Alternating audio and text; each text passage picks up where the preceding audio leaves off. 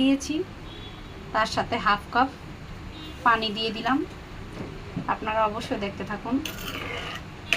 এখানে 1 কাপ চিনির সাথে 1 কাপ পানি, আর এখানে আমি ময়দাটাকে ভালো মতো ভেজে নিয়েছি।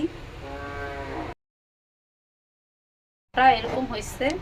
তো এখন এটা যেহেতু প্যানের গা ছেড়ে দিয়েছে, তো আমার ডোটা এখন রেডি হয়ে গেছে সন্দেশের জন্য। আপনারা দেখতে থাকুন, আমি আপনাদেরকে আস্তে আস্তে করে সব দেখাবো। এখন পুরোপুরি রেডি হয়ে গেছে এখন ডোটা। আপনাদেরকে আমি দেখাচ্ছি। যেহেতু আমার সাবামনি সব ধরনের কালার ওর লাগবে, সবুজ কালারও লাগবে ওর। আমি সব কালার একটু পছন্দ করি। সব কালার ও পছন্দ করে। এটা হলো সবুজ কালার। আর দর্শক এটা এখানে আছে, এখানে হবে pink colour, pink colour, pink colour, pink কালারটা দিয়ে দিছি। এখন এটা মেখে নিব। ও সব কালারই লাগবে দর্শক।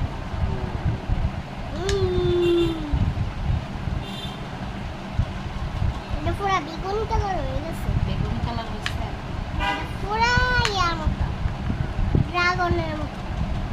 এখানে হয়েছে দর্শক। এখানে আমি দিব অরেঞ্জ, আর এখানে দিব অরেঞ্জ কালার। অরেঞ্জ কালারটা দিয়ে দিলাম। এখন অরেঞ্জটা দিয়ে দিয়েছি। তো এখন আমি একটু মতে নিব দর্শক। অরেঞ্জ কালারটা একটু বেশি হয়ে গেছে কালার। অরেঞ্জ কালারটা একটু সুন্দর। অরেঞ্জ কালারটা একটু বেশি হয়েছে। যেহেতু আমার বাসায় গ্লাভস নাই, তো আমি হাতেই সবটা মেখে দেখাচ্ছি, আপনারা কিছু মনে করবেন না অবশ্যই। তো এখানে আরো 2টা আছে, আমি এখানে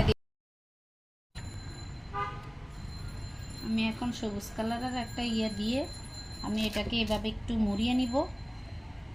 এভাবে মুড়িয়ে নিব। তারপরে আমি এখানে অরেঞ্জ কালারটা দিয়ে আবার একটু মুড়িয়ে নিব। তারপরে আমি এখানে আবার একটু লালটা দিয়ে তারপরে আরও মুড়িয়ে নিব দর্শক। আপনারা দেখুন, যেহেতু আমার এটা হয়ে গেছে, তো আমি এটাকে এভাবে পেপারটা দিয়ে মুড়িয়ে ভালোভাবে গোল করে রেখে দিব। এভাবে ভালোভাবে গোল করে রেখে দিব দর্শক। দেখুন আমার সন্দেশটা অবশ্যই রেডি হয়ে যাচ্ছে। তো আমি এখানে সবুজ কালারের ইয়াটা নিচ্ছি। আমি এটাকে ভালো মতো মথে নিব। মথে রুটিটাকে বেলে নিব। সন্দেশটা আমার অনেক শক্ত হয়ে গেছে দর্শক। দেখুন দর্শক, আমি এভাবে রুটির মতো এটাকে বেলে নিচ্ছি।